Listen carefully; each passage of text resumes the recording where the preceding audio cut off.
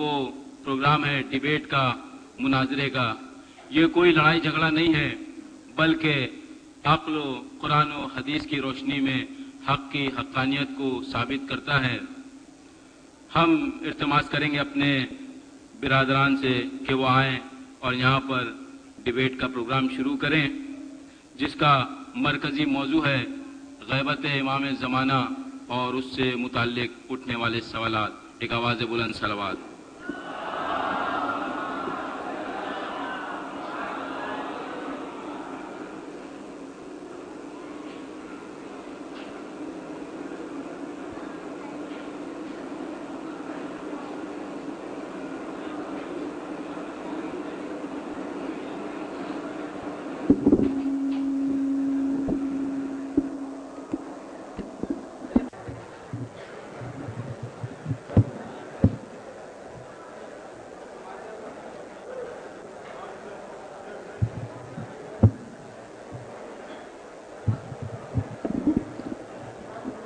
السلام علیکم۔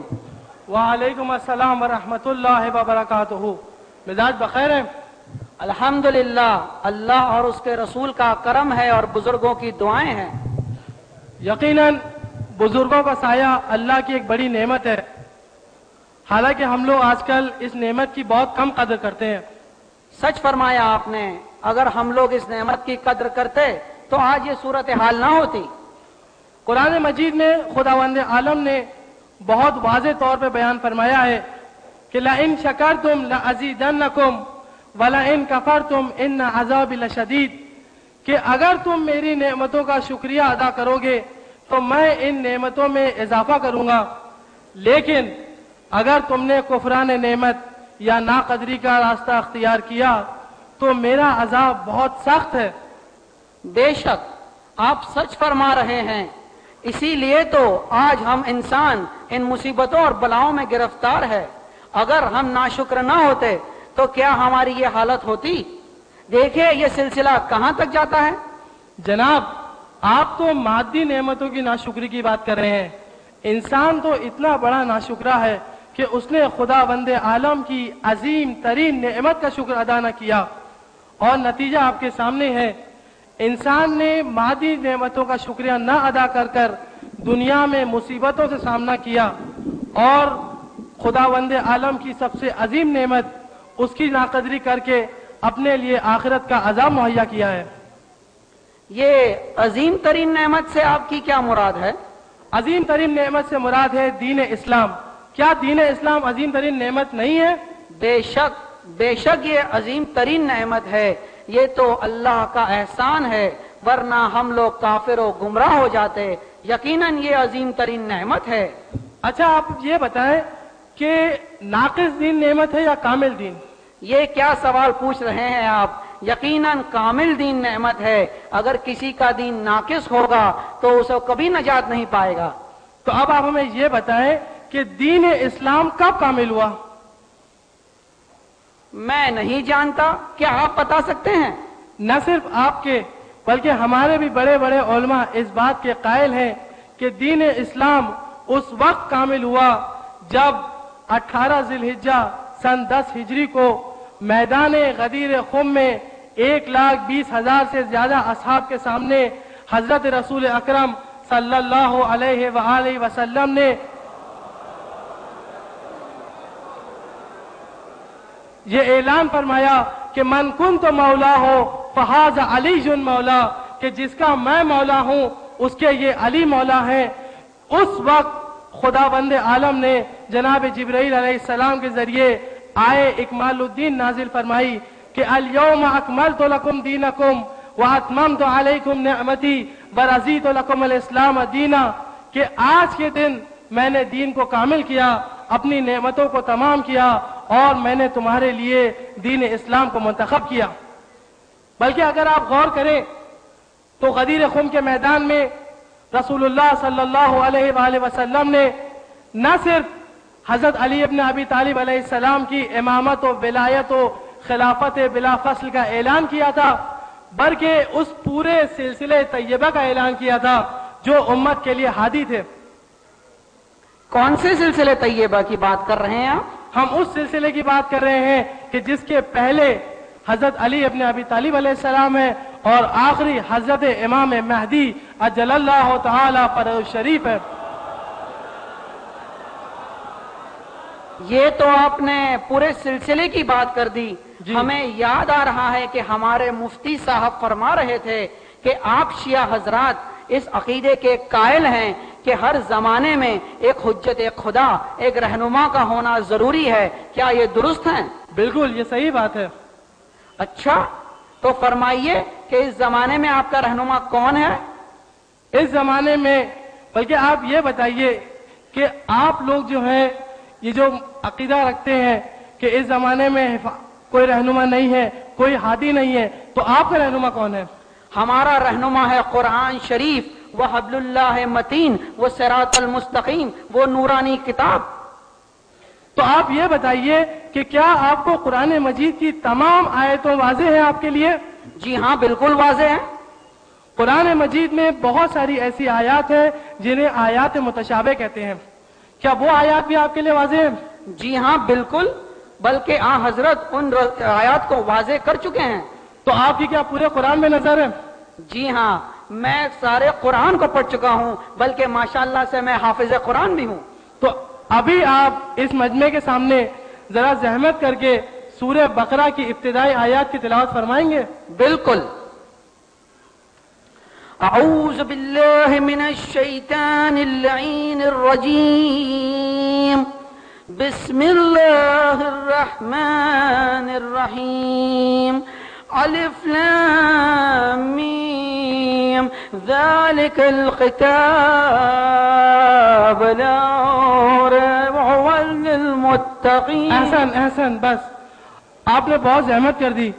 ہم آپ سے صرف اتنا پوچھتے ہیں کہ ابھی جو آپ نے ان 3 حروف کو بیان کیا، الف لام میم، تو یہ الف لام میم سے کیا مراد ہے؟ الف لام میم سے مراد ہے وہ دراصل میں نہیں جانتا۔ آپ لوگوں کی یہی باتیں تو بہت بری ہوتی ہیں کہ آپ کے دعوے بڑے ہوتے ہیں لیکن جب ثابت کرنے کی بات ہوتی ہے تو آپ بالکل اس کو ثابت نہیں کر پاتے ہیں۔ تو آپ بتائیے کہ آپ کا رہنما کون ہے، آپ کا ہادی کون ہے؟ اس وقت ہمارا رہنما، ہمارا ہادی، اس قرآن کا محافظ، خدا کی آخری حجت اور رسول اکرم صلی اللہ علیہ وآلہ وسلم کے 12ویں جانشین حضرت امام مہدی علیہ السلام ہے، جو کہ پردے غیبت میں ہے۔ وہ امام جو اس وقت غیبت میں ہے۔ پردے غیبت میں؟ غیبت، یہ غیبت آپ لوگ یہ نئی نئی اصطلاحیں کہاں سے لے آتے ہیں؟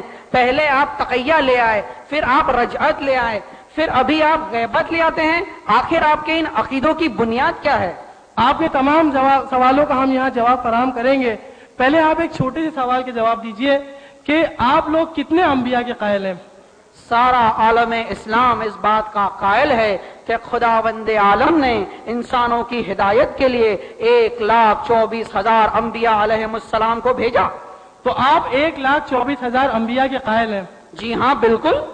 آپ ان 1,24,000 میں سے صرف ہمیں 100 کے نام بتلا دیں۔ جی ہاں، حضرت نوح، حضرت ابراہیم، حضرت موسیٰ، حضرت عیسیٰ، حضرت محمد، حضرت یہ تو میں نہیں جانتا۔ یعنی آپ 1,24,000 کے قائل ہیں اور 100 کے نام نہیں بتا سکتے؟ جی ذرا مشکل ہے۔ تو آپ یہ بتائیے کہ یہ عقیدہ آپ نے کہاں سے لایا؟ یہ عقیدہ ہم اس لیے مانتے ہیں کہ حضرت صلی اللہ علیہ وسلم نے فرمایا ہے۔ تو ہمارا بھی عقیدہ حضرت صلی اللہ علیہ وآلہ وسلم کی روایات اور قرآنی آیات پر منطبق ہے۔ بلکہ آپ کو یہ جان کر بہت تعجب ہوگا کہ وہی رسول مصدق نے یہ بھی کہا ہے کہ یکون من بعد 12 خلیفہ، میرے بعد میرے 12 جانشین ہوں گے۔ انہوں نے یہ بھی کہا ہے کہ اس میں سے سب سے پہلا علی علیہ السلام ہوں گے اور آخری حضرت امام مہدی علیہ السلام ہوں گے۔ اور رسول اکرم نے تو حضرت امام مہدی علیہ السلام کی غیبت کا تذکرہ بھی کیا ہے۔ کیا یہ تذکرہ کہاں ملتا ہے؟ یہ تذکرہ آپ کی کتابوں میں ملتا ہے۔ ہماری کتابوں میں؟